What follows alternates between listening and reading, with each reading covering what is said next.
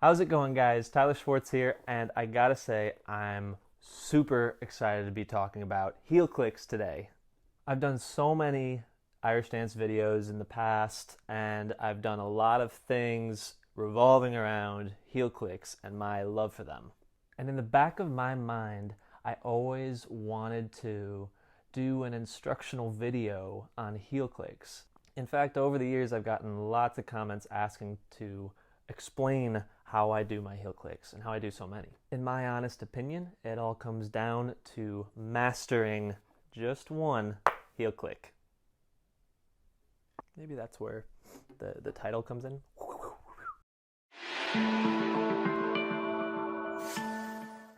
So welcome to my 101 course in heel clicking and ultimately achieving consistency with our heel clicking. I got with me a pair of brand new Rutherford hard shoes with some solid sound blasters on the back sides of them. Okay, so lots of sound. Remember, we're effectively trying to cause a collision with one pass. Oops, not that. And causing a collision through one pass. So how do we make that collision happen, A, and then how do we have that collision happen consistently? So effectively, we're trying to bring those heels together. We want them to be close, and we want them to be the parts of the shoe that are colliding with each other, and not the other parts of your shoe, your foot, your ankle, your heel, your actual heel. So creating that consistent collision between the shoe's heels. So when it comes down to it, heel clicking can be broken down into three major elements. And I always say you need these three elements to be happening in order for those heels to be running into each other. The first one, and it's a no-brainer, but it's turnout. Now, and that's also turnout through both legs. It can't just be one or the other. Okay? If you think about it, we're trying to get these heels closer together. Okay? So when we do the passes, those heels are closer together as opposed to further away. Okay? So this is like a ridiculous example, but if your feet are turned in, your heels are further apart from each other. There's no way that they're going to hit each other. Now, if we turn them to the opposite and we have that turnout, those heels are very close to each other. Number two, so we've got the heels pretty close, but they need to be, there's that little bit of space in between. Can you see it over there? Yep. Can you see my eye? There's still a little bit of space there. So it'd be awfully interesting to jump straight up and have flat feet. So number two is we need to point our toes. Okay? And I'd say if you can point your toes a lot, great. If you can point your toes at least 45 degrees, see, there's just so much more of a difference there, you see? So, see the heels are getting closer. They're over here, and now they're closer. So we have our turnout to bring the heels there, and our pointing to bring the heels even closer. And now, the number three, and it's another no-brainer one. Crossover. So, think of it again, and I'm ridiculous examples, obviously, but if your legs are like this, they're never going to hit each other. There's no collision created. Okay, so you may have the turnout, you may have the pointed toes, but if there's no crossover, this is what's going to happen. And it can be very frustrating at times if you're trying to go for like 2 or 3 clicks in the air, and you're like, where'd they all go? So with the turnout, with the pointing, with the crossover, I always like to say the heels have no choice but to collide with each other. So again, the three elements. We have our straight feet here. We're going to turn them out. We're going to point them. And we're going to cross them over. And there you go.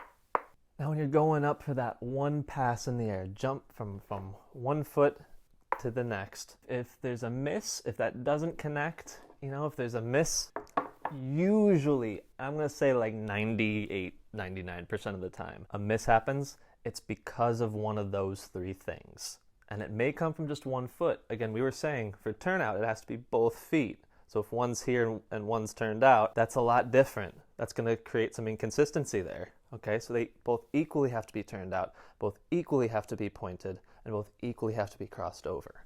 Okay, so the left leg can't do all the work, or the right foot. They both have to be working together. Another big hurdle to jump over for some of my regular dancers out there is you're trained all along, and it's just a natural habit to avoid your legs when you're passing. If you think about it, it's our natural instinct to avoid our legs as we're taking strides forward or just naturally walking so that we don't trip and fall over.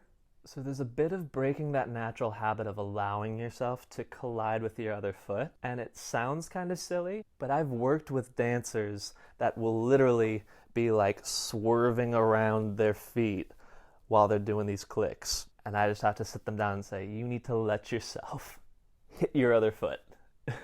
And this can also happen if you've clicked the wrong part of your shoe one too many times. Your body will say, don't do that again, and you will naturally be trying to avoid your feet without even thinking. So it's something that you just have to kind of throw yourself into and trust yourself on. Believe me, you will click your ankle or your actual heel or your foot multiple times. Believe me, I've clicked my heels and ankles and all other parts of my foot multiple times. It always hurts. It's always kind of embarrassing, but we move on. So sometimes leaping over that mental hurdle of allowing yourself to actually like hit your own foot is half the battle. Then once you've got that going, then it's off to the races, and you're it's time to start trying for 5 clicks in the air, right? No. Not quite. You got to learn to crawl before you walk and walk before you run, so to speak. So truly mastering just jumping off 2 feet, clicking in the air, and landing on 2 feet. That's the best thing you can do to start off. Really practicing your heel clicks. Again, we're trying to go for consistency. Really having the technique locked in will help you so much in the long run. So as monotonous as it may be, this thousands of times will just totally help your game tenfold. And trust me, back in the day, I was doing double clicks over and over again, triple clicks over and over again, so that I could move on to the bigger clicks and know that I had that technique as a foundation to launch off of. I'm very happy and proud of the fact that I was able to get 10 heel clicks. But when you watch the video, one of the things that I'm most proud of is that I'm jumping off of my right foot in front and I land still on my toes, not letting my heels drop or any of that. It's like a small little detail that I'm like, yes, I'm so glad that when I finally got 10, I also did it with decent technique. I'm not going to say it was perfect. So yeah, follow those 3 steps, those 3 major elements. Work on your single clicks, jumping off one foot to the next, and you're on your way. So anyways, that's all I got for today. If you enjoyed this little instructional, let me know by leaving a like or comment on the parts that you liked or didn't like or whatever. Let me know if you'd like this to become like a series. Like today we just talked about 1 click, but maybe we could do the next one on 2 clicks, and then maybe 3 or 4. Or maybe you want to talk about specific click moves, like a back click or a front click, or I do absolutely love practicing my heel clicks. I always did. Ever since I started dancing, I was always in the back corner of the studio just practicing my double clicks. Probably when I should have been practicing something else. But I enjoy it, and I'm offering these little instructionals for free on my YouTube channel. There's something to do during this home quarantining time. Is something you can do with your copious amounts of free time now. But if you could, subscribe to my channel.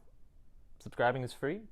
I really appreciate it. It makes me feel good. And heck, maybe I might make some more of these fun videos. But for now, hope you enjoyed this, and I'll see you at the next one.